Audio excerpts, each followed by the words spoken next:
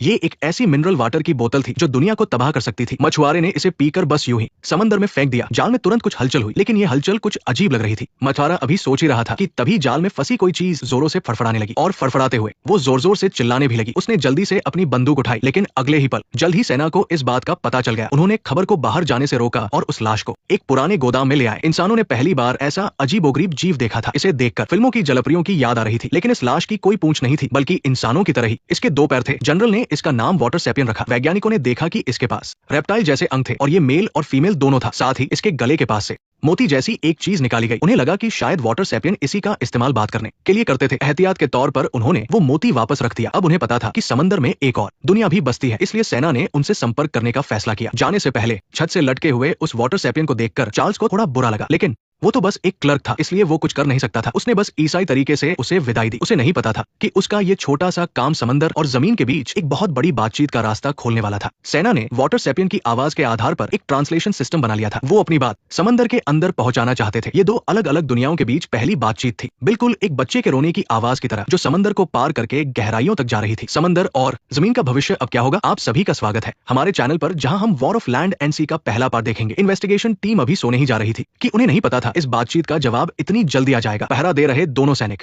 अभी भी उस लाश के बारे में ही बात कर रहे थे, लेकिन उन्होंने ध्यान नहीं दिया कि जमीन बदल रही थी। एक आदमी ने जैसे ही पानी का गिलास भरा और पलटा, उसने देखा कि जमीन बहुत मुलायम हो गई थी और उसमें से पानी रिसने लगा था। सिर्फ वही नहीं, पूरे कमरे की जमीन हिलने लगी थी, बिल्कुल समंदर की लहरों की तरह। इससे पहले कि दोनों कुछ समझ पाते, वो औरत जमीन में धंस गई। आदमी उसे बचाने के लिए भागा। पूरा कमरा जैसे दलदल बन गया था। वो औरत लगातार नीचे धंसती जा रही थी। उसके साथी ने उसे खींचना चाहा, लेकिन वो खुद भी उसमें फंस गया। अगले ही पल उस औरत को किसी रहस्यमयी ताकत ने पानी के अंदर खींच लिया। आदमी ने तुरंत मदद के लिए आवाज लगाई। तभी एक वाटर सेपियन पानी से बाहर निकला और अपने साथी की लाश को ले गया। इसी बीच हॉस्टल में इन्वेस्टिगेशन टीम के सभी लोगों ने वॉकी टॉकी पर एक अजीब सी आवाज सुनी, जैसे कोई जीव बोल रहा हो। तभी सायरन बजने लगा और उन्होंने जल्दी से कपड़े पहने, अपने हथियार लिए और उस जगह गए जहां वाटर सेपियन की लाश रखी थी। लेकिन जब वो अंदर गए तो जमीन बिल्कुल नॉर्मल हो चुकी थी, जैसे यहाँ कुछ हुआ ही ना हो। तभी चार्ल्स को कुछ अजीब लगा। जमीन में एक लोहे का पाइप धंसा हुआ था। उसने उसे उठाकर देखा तो वो एक कुर्सी थी। जनरल ने अपने दोनों लोगों को वॉकी टॉकी पर बुलाया तो उन्हें उनकी आवाज जमीन के नीचे से आती हुई सुनाई दी। सब लोग तुरंत उस टूटी हुई जगह को साफ करने लगे। थोड़ी ही देर में उन्होंने वहां से एक हाथ बाहर निकाला। जाहिर है वो उनके ही दोनों साथी थे। किसी को भी इस बात पर यकीन नहीं हो रहा था, लेकिन उनके पास शोक मनाने का समय नहीं था, क्योंकि टीम को समंदर किनारे इंसानों जैसा